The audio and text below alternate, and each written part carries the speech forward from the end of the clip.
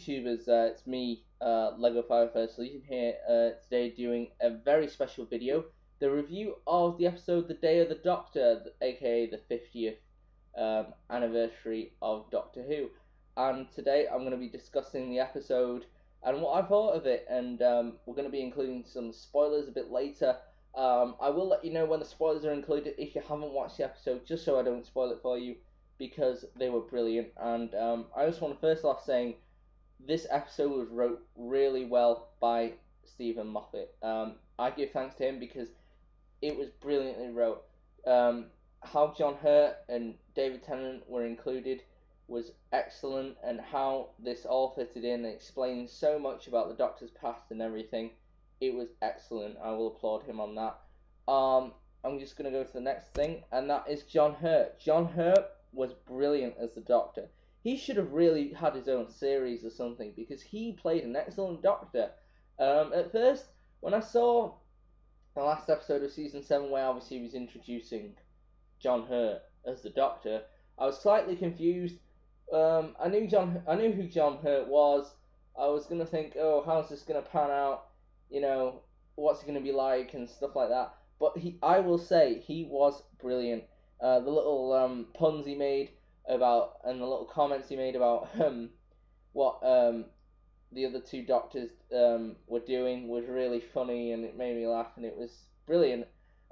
He had his own style of humour, as the way the Doctors do, and it was really good. He should really one day he should really have his own season of Doctor Who, because he was brilliant, and he was excellent how he tied in. David Tennant, great reprising the role.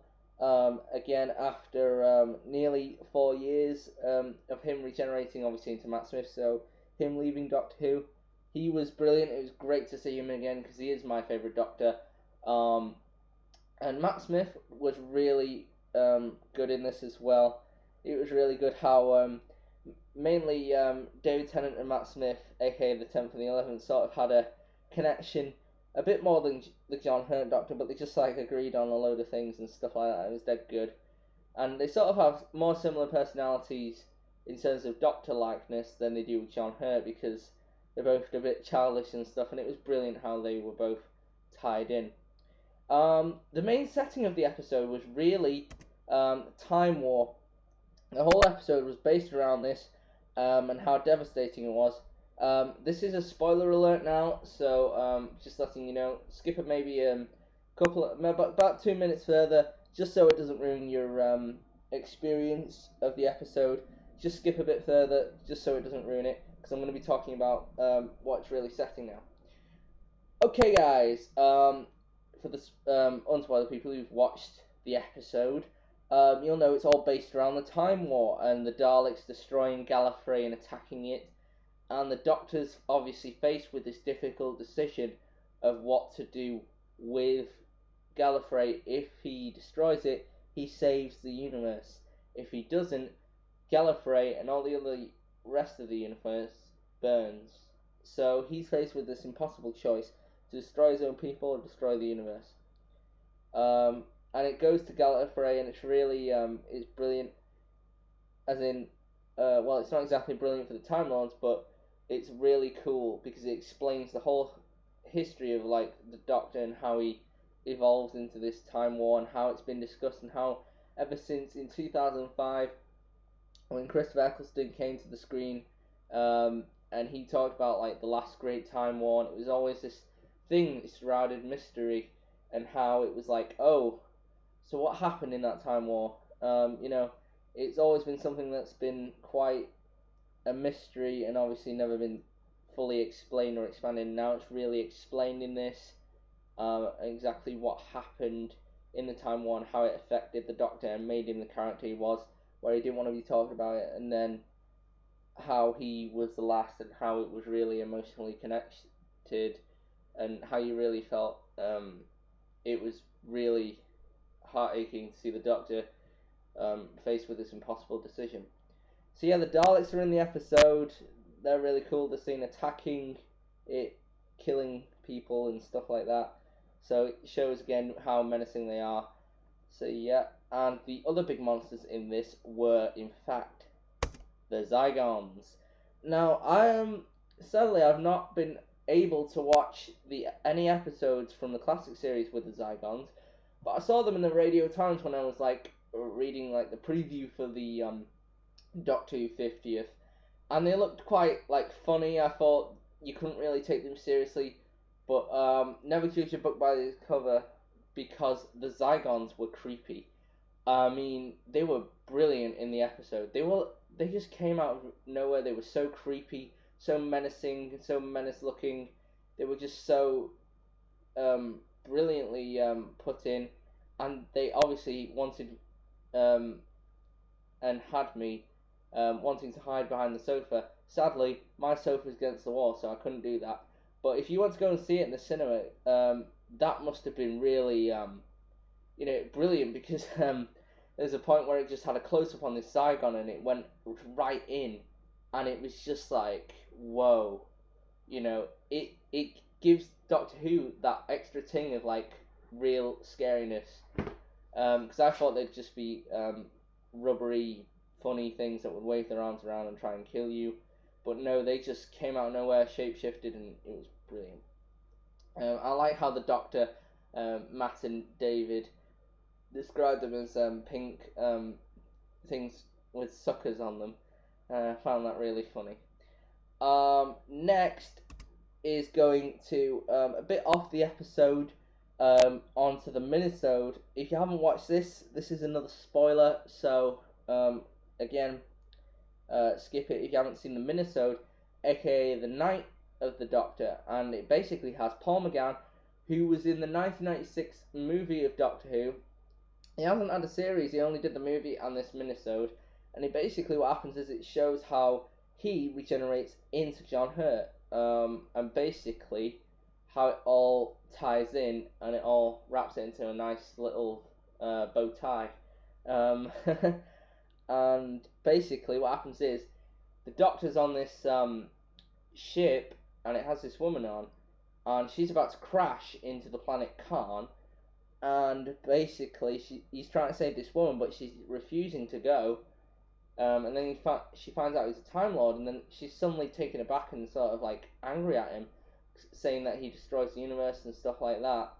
Obviously this is before the 50s was aired, so I was wow, even the Time Lords are not even been given a break. They're even in the wrong too. So this was a really interesting minisode. Even though it was only 7 minutes long, it was very entertaining, and you wanted to find out more, and Paul McGann was a really good Doctor, and I wish he would have had a chance more at the role, because I think I watched the movie ages ago, and I remember it, and he was really good. He would have played a good Doctor, because he had his own thing. It was quite an Edwardian sort of look, and it was brilliant. So he crashed on Khan, and basically the thing is, the Doctor needs actual time to regenerate, because if he dies straight away, for example, if he like he does crash right in, the impact would have killed him. Where, for example, if he got like the way David Tennant changed into Matt Smith, it was through radiation, which slowly kills him. So the body has enough time to respond and regenerate, whereas something actually kills him.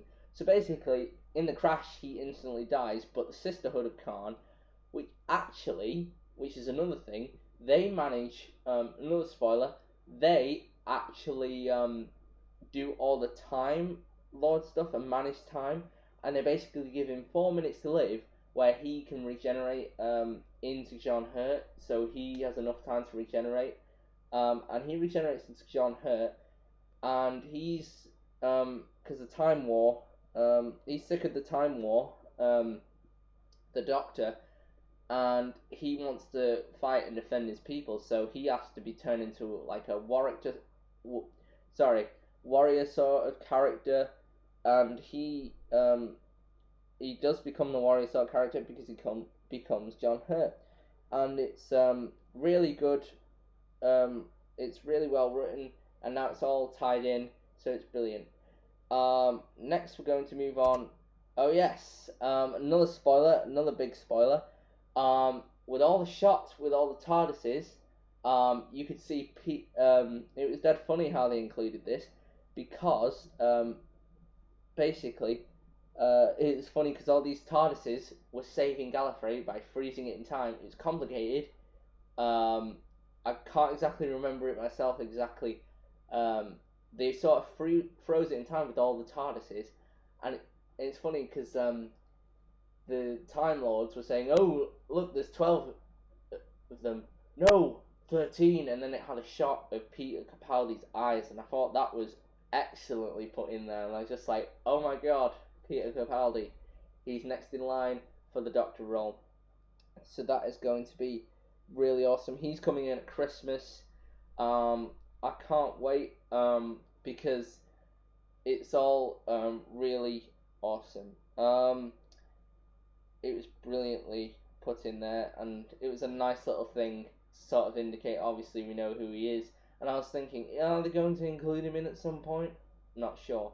So they included him with his eyes, and I love that shot. It was brilliant. It was a memorable thing from the 50th. Another thing is Tom Baker. He was in the episode. Spoiler alert.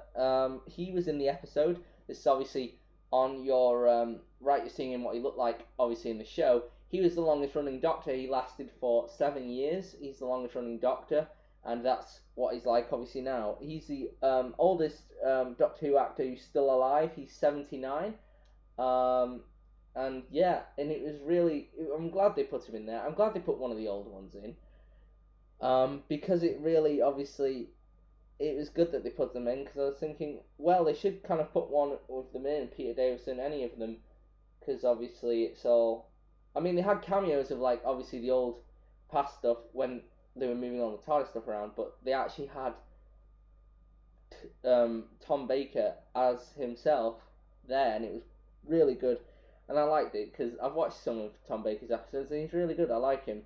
Also, if you notice that woman, I couldn't find an image of that. Sorry, but that woman was wearing a Tom Baker sort of scarf, and that was an Easter egg. Obviously, if you didn't notice that, then it was pretty good. All these Easter eggs. Also, finally, this was at the very start. The Ian Foreman. I am Foreman, Scrap Metal 76 Trotters Lane. Now, if you haven't watched the first ever episode of Doctor Who, you won't know what I'm talking about. This is another spoiler. This was at the very start. Basically, what happens is the what's the name? Clara is at this school, and basically in the first ever episode of Doctor Who, the TARDIS is in this junkyard, this scrap metal yard on 76 Trotters Lane. And it goes to and they played the first episode the other day. I've recorded it, watched it. I've watched it before, but had it on VHS years ago, and then luckily it came on TV again because I was very happy about that. But basically, it had Clara in this school, and it had this sign, 76 Trotters Lane. I was like, oh my god, that's a massive Easter egg. And it was really cool they included that, because that's the first ever time you see the TARDIS in this scrap metal yard, and it was brilliantly put in. And also, they played the old theme tune, which was excellent as the start bit, so that was brilliant. So, okay, guys. Oh, sorry, guys. Also, I forgot to talk about Billie Piper. I just forgot. Sorry, guys. She was really cool, plotted in. She was playing as the bad wolf thing that I still can't get my head around, but all I know is she was there. And she was really cool because she was guiding the 8th Doctor, well, the 8.5 Doctor, John Hurt, and stuff, and it was really cool how she was included, because I like Billie Piper, how she played Rose in Doctor Who. She's probably my favourite companion of the modern series, along with Jenna Louise Coleman, who plays obviously the current companion. I like her. She was really good as playing Clara, and she's still going to be really good when she's playing Peter Capaldi next year. So also it showed this tiny, at least about 15-second clip of the Christmas ep, and it had a Dalek and a Cyberman, and it's going to be interesting because that is when Matt Smith, of course, is going to regenerate into Peter Capaldi, and it's going to be sad to see Matt go, because I did like him as a Doctor. he was very good. David Tennant is my favourite, but Matt Smith is my second, and he played a really cool.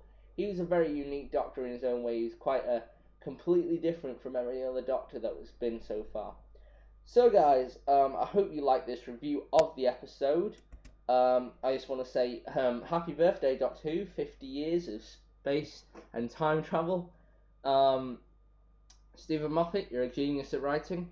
And yeah, so thank you guys for watching this episode review. Hope you enjoyed it. I certainly enjoyed the episode, and I'm glad I'm reviewing it. So until next time, guys. Oh, and don't forget tomorrow to catch the Doctor Who episode review with other people. I'm doing on Star Wars Live. I'm gonna have a link to the trailer, an annotation, so you can go and watch the trailer so you can find out more details about that. So yeah, guys, I'm going to be discussing it on Star Wars Live.